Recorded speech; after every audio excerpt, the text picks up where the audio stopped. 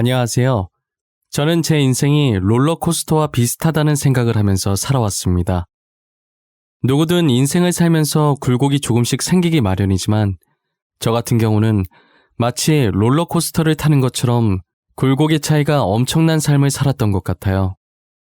롤러코스터와 제 인생이 조금 다른 점이 있다고 한다면 롤러코스터는 위로 올라가다가 가파르게 내려가고 다시 위로 올라가다가 가파르게 내려가잖아요.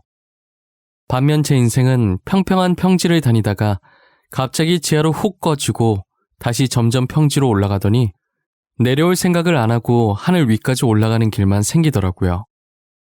한마디로 힘들었던 고난을 이겨내고 지금은 꽃길만 걷고 있다는 말이죠. 저는 부모 없는 고아로 성인이 될 때까지 보육원에서 지냈었어요. 10살 때까지만 해도 저도 다른 아이들과 마찬가지로 부모님이라는 존재가 있었어요. 저희 집은 가난했지만 입에 풀칠 정도는 할 수 있었고 정말 화목했어요. 저희 부모님께서 싸우는 모습은 한 번도 보지 못했었고 두 분 다 제게도 화내신 적이 없었어요. 그리고 저는 돈을 얼마나 주든 절대 살 수 없는 것을 가지고 있었어요. 그건 바로 저희 어머니를 닮은 자신감이었는데요. 다 쓰러져가는 집이었어도 부끄러워하지 않고 친구들을 데리고 와서 놀곤 했어요. 돈 많은 친구들은 가난하지만 어디 가서든 기죽지 않고 자신감 넘치고 당찬 저의 모습에 부러워했었죠.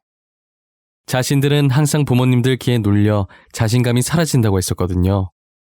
솔직히 돈 많다고 해서 그게 다 부모님 돈이지 친구들이 돈이 어디 있겠어요. 저는 성인이 될 때까진 모든 학생들은 평등하다는 생각을 항상 가지고 있었어요. 그래서 돈 많다고 유세 부리는 친구가 있다면 그게 자기 돈이냐고 따끔하게 한마디나 보냈죠. 야, 너한테서 이상한 냄새가 나. 나한테 가까이 오지 마. 너 때문에 가난 옮으면 어떻게 할 거야? 저리 가란 말이야. 너는 입에서 더러운 냄새나. 그렇게 돈이 많으면 제발 그 돈으로 네 입냄새나 좀 없애. 저렇게 고약한 냄새가 나는데 누가 너랑 말을 섞고 싶어 하겠니? 뭐? 너 말 다 했어? 우리 엄마 아빠가 누군지는 알고 그러는 거야? 아니, 나 아직 말 다 못했다. 왜? 너희 부모님이 누군지 내 알 바 아니거든? 그렇게 대단한 분들이면 너가 이런 식으로 행동해도 돼? 그거 너가 부모님 얼굴 먹칠하는 거야. 제가 집에 돈이 없어서 그렇지 자신감 넘치고 똑부러져서 어디 가서 절대 기죽지 않아요. 친구들이 무시한다고 한마디 하면 저는 두 마디로 갚아줬어요. 그러다 보니 제 성격이 너무 쿨하고 멋있다고 놀리던 애들도 다들 저를 좋아해 주더라고요. 어떻게 하면 그런 성격을 가질 수 있는지 물어보는 애들도 많아졌고요. 저도 방법을 알면 알려줬을 텐데 타고난 성격이라 어떻게 알려줄 방법이 따로 없었죠. 그렇게 자신감 넘치던 제가 언제 한 번은 자신감을 완전히 잃은 적이 있었어요. 그건 바로 저희 부모님이 세상을 떠나셨을 때입니다. 뭐가 그리도 급하신 건지 제가 10살이 되던 해 두 분 다 병으로 제 곁을 떠나셨어요. 아버지께서는 위암으로 돌아가셨는데 저는 이때 이 세상은 돈 없이는 절대 살아갈 수 없다는 것을 느꼈죠. 아버지를 살리려면 병원에 가서 수술을 받아야 하는데 아무래도 저희 형편이 많이 안 좋았고 당장 수술할 돈이 없어서 병을 고칠 시도도 못 해보고 그렇게 아버지를 허망하게 보내고 말았어요. 저처럼 어떤 순간에도 늘 씩씩하시던 어머니께서는 아버지를 보낸 슬픔에 처참히 무너지셨죠. 정말 한동안은 표정이 없는 사람처럼 지내다 마음의 병을 얻고 세상을 떠나셨어요. 전 돈이 없어서 부모님이 아픈 모습을 보고도 그저 가만히 지켜만 봐야 했어요. 나날이 안 좋아지는 부모님의 상태를 볼 때마다 제 마음도 찢겨지기 시작했어요. 결국 부모님을 다 잃은 저는 갈 곳이 없어서 저와 비슷한 처지의 아이들이 모인 보육원에 가게 되었어요. 처음엔 더 이상 부모님이 제 곁에 없다는 걸 믿지 못했고 적응도 제대로 못했던 것 같아요. 제 전 재산은 부모님이었는데 전 재산을 잃으니 자신감도 많이 사라져 있더라고요. 그러다 보내는 이에 아무런 주소도 이름도 없이 받는 사람의 제 이름만 적힌 택배가 하나 온 거예요. 원장님이 주신 상자를 열어보니 안엔 편지가 든 봉투와 함께 옷과 필기구들이 있더라고요. 봉투 안엔 편지만 있는 줄 알았는데 현금도 들어있었어요. 편지를 읽어보는데 앞으로 자신이 저를 후원해주고 싶다는 내용이 적혀 있더라고요. 감사하다는 답장을 보내고 싶어도 익명으로 온 것이라 보낼 수 있는 방법이 없었어요. 혹시나 싶은 마음에 원장님께 물어봐도 모른다는 대답만 돌아올 뿐이었어요. 원장님, 이게 다 뭐예요? 이거 저한테 온 거 맞아요? 편지 읽어보니까 맞는 것 같긴 한데 도대체 누가 이걸 왜 저한테 주신 거예요? 글쎄, 나도 모르겠네. 보육원 입구에 누가 두고 갔길래 내가 가지고 왔는데 상자 위에 기진이 네 이름이 적혀있길래 너한테 온 것 같아서 준 것뿐이야. 그래요? 진짜 이상하다. 저 부모님 말곤 가족이 없거든요. 저한테 이런 거 줄 사람이 없는데 뭐지? 좋게 생각해. 너가 클 때까지 후원해 주시겠다잖아. 너무 착한 아이라서 너한테 천사가 왔나 보다. 하지만 매번 원장님을 통해서 돈과 옷들, 그리고 그때그때 필요할 만한 것들을 주셨죠. 저는 얼굴도 모르는 후원자께서 보내주신 옷들을 감사히 입고 돈은 필요할 때 빼곤 모조리 모았어요. 그리고 후원자가 쓴 돈이 아깝지 않게 기대에 부응하기 위해 공부를 열심히 하기 시작했어요. 사실 저는 공부에 취미가 없고 마땅히 이루고 싶은 꿈도 없었기 때문에 성적이 아주 개판이었거든요. 하지만 부모님이 돌아가시고 나서부터 의대에 가고 싶다는 생각이 들었어요. 10살 때 이런 생각을 했으니 저는 다른 아이들에 비해 이른 나이에 하고 싶은 것을 찾은 셈이죠. 솔직히 요즘 아이들은 자신의 미래인데 하고 싶은 것들을 못하고 다 부모님이 하라는 대로 하잖아요. 저는 부모님이 시켜서가 아닌 정말 진심으로 의사가 되고 싶었어요. 그래서 저처럼 돈이 없어서 치료를 받지 못하는 사람들을 도와주고 싶었어요. 저는 밤낮 할 것 없이 자는 시간과 화장실 가는 시간을 제외한 모든 시간에 책을 봤어요. 하물며 화장실에서 큰 볼일을 볼 때도 그 시간이 그냥 흘러가는 것이 아까워서 책을 가져가서 봤었죠. 그런 저에게 공부하면서 코피 흘리는 것은 예산 일도 아니었어요. 미친놈 같겠지만 오히려 코피를 흘리면 공부를 많이 했다는 증거 같아서 괜스레 웃음이 나오더라고요. 당시엔 벌써 의대에 합격한 기분이고 그랬어요. 중학교, 고등학교 단 한 번도 전교 1등을 놓친 적이 없었어요. 당연히 놓칠 수 없을 정도로 공부를 열심히 하긴 했지만요. 밤샘 공부 앞에서는 값비싼 학원들도 다 소용이 없나 봐요. 기준아, 너 학원 어디 다녀? 우리 엄마가 너 학원 어디 다니는지 알아오래. 이번에 너네 학원으로 옮길 거라고. 나 학원 같은 거 안 다니는데? 당장 과자 살 돈도 없는데 어떻게 학원을 다녀? 너 중학생 때부터 나한테 돈 없다고 놀린 거 기억 안 나? 아, 그래? 그럼 너 학원도 안 다니면서 어떻게 항상 전교 1등을 하는 거야? 그냥 좋은 머리로 타고난 건가? 너 따로 문제집 같은 거 사는 거 있어? 아니, 어차피 학교 시험은 교과서에서 나올 텐데 문제집 봐서 뭐해? 그거 돈 낭비야. 나 교과서로밖에 공부 안 해. 그리고 애초에 머리가 나쁘면 비싼 학원을 다녀도 다 소용이 없는 거야. 항상 전교 1등을 하니까 친구들이 매번 저한테 학원 어디 다니냐고 물어보곤 했었어요. 그리고 저는 수능까지 잘 봐서 그토록 가고 싶어 했던 명문대 의대에 합격할 수 있었어요. 후원자분께 감사 인사를 전하고 싶은데 여전히 아는 게 없으니 보육원에서의 마지막 밤을 보내며 집에 오는 길에 산 케이크에 초를 불고 하늘에 대고 감사하다고 소리쳤어요. 제 목소리가 얼굴 없는 천사에게 들릴 수 있을지는 모르겠지만요. 20살이 된 저는 더 이상 보육원에 있을 수 없어서 월세방을 찾아 나섰어요. 후원자께서 어떻게 아셨는지 제가 떠나는 날 아침에 또 택배를 보내셨더라고요.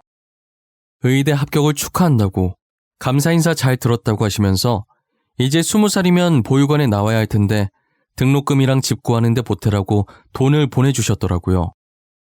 진짜 어떤 분인지 너무 궁금했지만 보육원 원장님은 끝까지 안 알려줄 생각이신 것 같았어요. 후원자분께서 익명을 부탁하신 것 같아서 더 이상은 묻지 않았어요. 후원자께서 주신 돈으로 합격한 대학교에 등록금을 입금하고 학교 근처에 자취방을 구하는데 반전세까지는 아니지만 반전세 못지않은 조건으로 월세가 싼 원룸을 구할 수 있었어요. 의대를 다니면서 알바를 할 수 있을 거라고 생각했는데 그건 제 착오였어요. 공부할 시간도 빠듯해서 알바할 시간이 없더라고요. 그리고 저는 성인이 돼서 후원이 끊길 줄 알았는데 대학 졸업할 때까지 제 자취방에 택배가 오더라고요. 저는 꽈탑이라 등록금 전액 면제라 필요 없는데 그래도 학기마다 꼭 보내주시더라고요. 등록금에 매달 월세 그리고 늘 그렇듯 편지가 함께 들어있었어요. 늘 멀리서 지켜보고 있다고 항상 제 곁에 후원자가 응원하고 있다는 걸 잊지 말라고요. 저는 힘들 때마다 그 편지를 보고 젖먹던 힘까지 다 짜냈던 것 같아요. 제게 있어서 그 편지는 부모님이자 든든한 버팀목 같았어요. 그러다 학교에서 만난 동기 한 명이 있었는데 이상하게 그 동기한테 끌리더라고요. 수수하고 화장기 없는 얼굴에 볼터치한 듯 홍조가 더해져서 그 아이와 정말 잘 어울렸어요. 저는 다 아는 문제인데 모르는 문제라며 괜히 그 아이에게 다가가서 물어보고 그랬어요. 제가 물어볼 때마다 그 아이는 별말 없이 친절하게 다 알려주더라고요. 그러다 너무 물어보니까 장난으로 그 머리로 어떻게 의대를 왔냐고 하면서요. 장난치면서 웃는데 그 아이 주변이 슬로우 모션으로 보이면서 제 머리에 종이 울리는 느낌이었어요. 첫사랑이라는 감정이 이런 느낌이라는 걸 그때 처음 알게 됐죠. 그 아이 덕분에 공부밖에 모르던 제가 처음으로 사랑이라는 감정을 느끼게 됐어요. 그 뒤로 제 눈은 그 아이를 쫓기 바빴어요. 제 마음을 알아챈 동기는 제 어깨를 툭 치고 의미심장하게 웃더라고요. 지효 뒤통수 뚫리겠다. 그만 좀 쳐다봐. 그냥 좋아한다고 고백을 하지 그러냐? 됐다. 밥이나 먹으러 가자. 이번 공강 완전 널널해. 야, 아니거든? 근데 그렇게 티가 많이 나? 다른 애들도 알아? 아, 그럼 되게 쪽팔릴 것 같은데. 다른 애들은 모르겠네. 근데 나 눈치 없는 거 알지? 내가 알 정도면 전교생 다 알 것 같은데? 그리고 누가 모르겠냐? 너 책은 안 쳐다보고 지우만 쳐다보더라.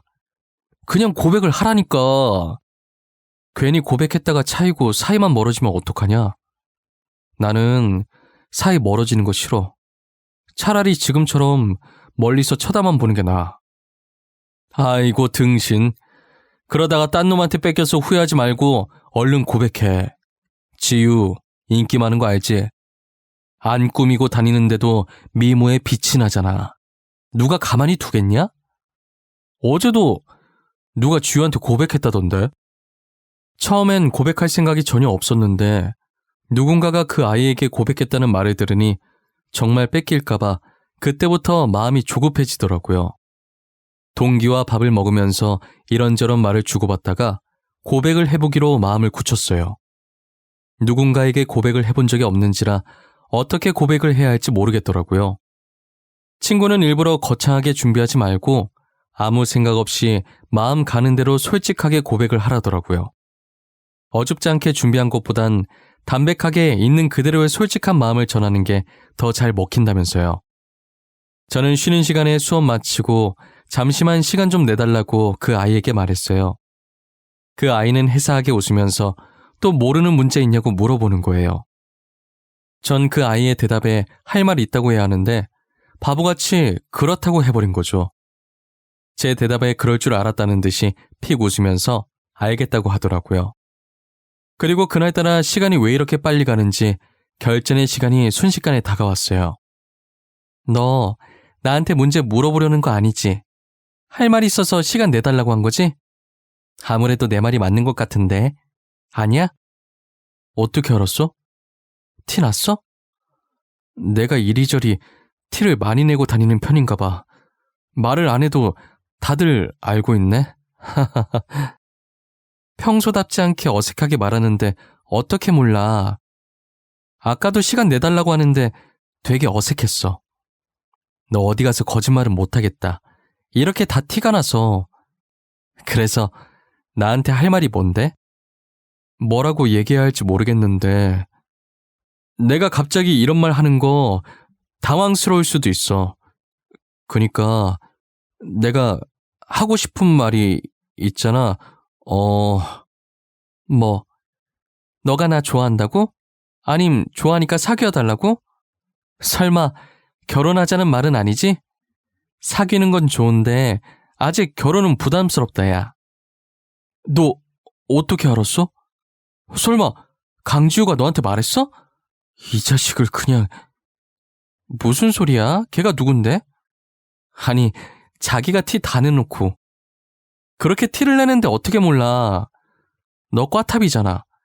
모르는 문제가 있을 리가 없을 텐데 괜히 나한테 계속 물어보는 거면 말 다 했지 뭐.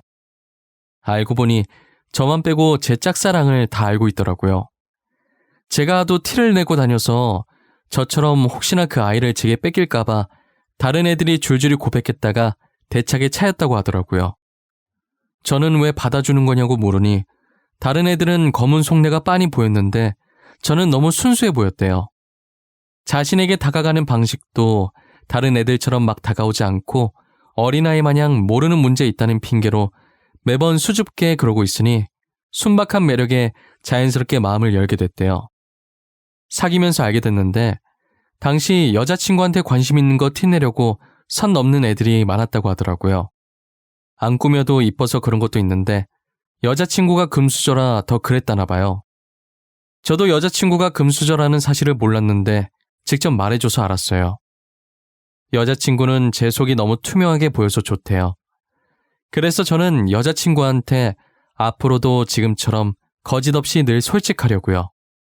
여자친구는 의대를 다니다가 적성에 안 맞는다고 그만뒀어요. 여자친구도 어릴 적 제 친구들처럼 부모님이 시키는 대로 의대에 간 거더라고요. 그래도 제 친구 부모님과 다른 점이 있다면 이제서라도 하고 싶은 걸 하게 해주신 점인 것 같아요. 최근에 부모님이 혹시 하고 싶은 게 따로 있냐고 물어서 이제서야 하고 싶은 일을 하게 됐다더라고요. 늦게 시작하긴 했지만 워낙에 하고 싶었던 일이라 열심히 하니 금방 하겠더래요. 그래도 할 수 있는 걸 하게 되어서 정말 다행이라고 축하해주고 옆에서 응원해 주었어요. 그렇게 저희는 한 번도 싸운 적 없이 5년 정도 더 만나다가 결혼을 했어요. 처음에 결혼 얘기가 나왔을 땐 제가 부모가 없으니 자꾸 위축이 되는 거예요. 여자친구는 괜찮다고 하는데 예비 장인 장모님이 보시기엔 어떨지 모르겠더라고요. 여자친구에게 고백했던 날보다 인사드리러 가는 날이 100배는 더 긴장됐던 것 같아요. 하지만 제가 생각했던 것과는 달리 예비 장인 장모님께서 저를 엄청 따뜻하게 맞이해 주시더라고요. 얘기 많이 들었다고, 그동안 얼마나 고생했겠냐고 저를 안아주시는데 저도 모르게 눈물이 났어요. 여자친구도 옆에서 보다가 제가 우니까 놀래는 것 같더니 이내 저와 같이 울어주더라고요. 예비 장인 장모님은 그런 저희의 모습을 보고 보기 좋다고 엄청 흐뭇해하셨어요. 정말 잘 어울리는 선남 선녀라면서 저를 보니 하나뿐인 딸 마음 편히 맡길 수 있다고 하시더라고요. 저는 많이 부족하지만 믿고 결혼 허락해 주셔서 감사하다고 큰절을 올렸어요. 여자친구도 옆에서 저라고 예비 장인 장모님은 아니라면서 맞절을 해주시더라고요. 이렇게 따뜻한 분들 덕분에 처음으로 인사드리러 가는 자리이자 상견례나 마찬가지인 자리는 처음부터 끝까지 화기애애하게 잘 마칠 수 있었어요. 저는 후원자분께 편지 한 통을 남기고 싶어서 제가 살았던 보육원에 다시 찾아갔어요. 원장님께 의사가 됐다는 소식을 전해드렸고 곧 결혼까지 한다고 말씀드렸어요. 원장님은 그게 정말이냐면서 축하한다고 저를 얼싸안으시면서 기뻐하셨어요. 그리고 제가 부탁이 하나 있다고 하자 대충 눈치를 채신 것 같더라고요. 후원자분께 감사했다고 편지 한 장 쓰고 싶은데 전해줄 수 있으시냐고 물었죠. 원장님께서는 이제껏 모른다고 했던 대답과는 달리 온화하게 웃으시면서 그렇게 하겠다고 하시더라고요. 저는 이렇게 제가 의사가 될 수 있었던 것도 그리고 결혼을 할 수 있었던 것도 다 후원자님 덕분이라고 정말 감사하다고 그리고 올 수 있으면 잠깐이라도 식장에 오시라는 편지를 남겼어요. 그걸 청첩장과 함께 원장님께 전달해드렸죠. 원장님은 잘 전달해주겠다고 결혼 진심으로 축하한다고 말씀해 주셨어요. 제 편지가 꼭 후원자분께 무사히 잘 전달됐으면 하는 마음으로 보육원을 떠났어요. 드디어 결혼날이 왔고 혹시나 후원자분께서 오시지 않으셨을까 싶어서 자꾸 두리번거리게 되더라고요. 저는 후원자분을 보지 못했고 시간이 다 되어가서 신랑 입장을 하기 위해 대기실로 발걸음을 옮겼어요. 제가 고아원에 처음 갔을 땐 의사가 될 것이라고는 감히 엄두도 못 냈고 이렇게 좋은 아내와 처가 식구들을 맞이하게 될 것이라는 상상도 못했어요. 입장 전까지 이게 꿈은 아닌지 허벅지를 몇 번이나 꼬집어 봤는지 몰라요. 아픈 느낌이 선명하게 나는 게 확실히 꿈은 아니더라고요. 저는 무수한 사람들의 힘찬 박수와 함성을 받으며 입장을 하기 시작했습니다. 양쪽 귀빈들께 인사를 하면서 빠르게 눈을 돌려보았지만 후원자분은 안 계신 것 같았어요. 혹시나 편지가 전달되지 않은 것인지 무슨 일이 생기신 건지 5만 가지 생각이 다 들더라고요. 그래도 한 번뿐인 결혼식이니 망칠 수가 없어서 아무렇지 않게 신경 쓰이지 않는 척했었어요. 결혼식을 끝마칠 때쯤 양가 부모님께 인사하는 시간이 있었는데 비어 있어야 할 제 부모님석에 장모님이 앉아 계시더라고요. 저는 순간 당황하긴 했는데 부모님석에 아무도 안 계시면 제가 뻘쭘해할까봐 장모님께서 저를 배려해서 저희 부모님 대신 앉아 계신 줄 알았어요. 인사를 하는데 눈물이 살짝 맺히려고 할 때 장모님께서 저를 안아주시는 거예요. 그동안 고생 많았어. 부모님 안 계시다고 엇나가지 않고 잘 자라줘서 고맙다. 늘 뒤에서 응원하고 있었어. 처음으로 보내준 편지도 잘 받았고. 기진이 네가 내 사위라서 참 다행이야. 편지요? 제가 장모님한테 편지를 썼었나? 설마 장모님이... 정말 장모님이 제 후원자셨어요? 일단 시 끝내놓고 마저 이야기하자. 내가 다 이야기해줄게. 이제야 내가 마음이 놓이네. 앞으로 우리 못난 딸 잘 부탁한다. 알고 보니 뒤에서 저를 응원해주시고 후원을 아끼지 않았던 얼굴 없는 천사가 제 장모님이셨어요. 장모님께서는 저희 어머니께 살아계실 때 세상에 둘도 없는 절친한 친구 사이였던 거예요. 장모님 집안이 원래도 엄청 부유한 집안이었는데 늘 자기 잘난 맛에 사는 가족들 때문에 언제나 자신감이 없었고 항상 기죽은 상태로 계셨다고 하시더라고요. 그러다 동네 계곡에서 저희 어머니를 알게 됐는데 딱 봐도 가난해 보이는 저희 어머니가 기죽지 않고 누구보다 당차게 할 말 다하고 사는 모습을 보면서 자신의 롤모델로 삼으셨다는 거예요. 보통 잘난 척하는 가족들에게 둘러싸이면 보고 배운 것이 그것밖에 없어서 집에서는 기가 죽어도 밖에 나와서는 어른들이 하는 행동 그대로 하잖아요. 저희 장모님도 어린 마음에 저희 어머니한테 가난하다고 한 소리 한 모양이었어요. 너네 집에 물 안 나와서 씻으러 여기 온 거야? 너한테 냄새나. 가난한 냄새. 그건 씻어도 절대 안 지워지는 냄새인데. 너 진짜 말 못되게 하는 재주 있구나? 나 씻으러 온 거 아니고 너처럼 그냥 놀러 온 거야. 그리고 나는 가난하긴 해도 행복해. 근데 넌 부잣집 딸 같은데 왜 그렇게 슬퍼 보여? 내가 슬퍼 보인다고? 아닌데? 나 행복하거든? 나 무지무지 행복해. 너는 가난한데 어떻게 행복해? 돈 없으면 불행한 거 아니야? 나는 그런 생각하고 있는 너가 더 불행한 것 같아. 행복의 가치는 돈으로 매길 수 없어. 당장 가진 돈은 없어도 지금 내가 행복하다는 생각이 들면 그게 진짜 행복한 거 아니야? 그래도 돈이 있어야 조금 더 행복한 거 아니야?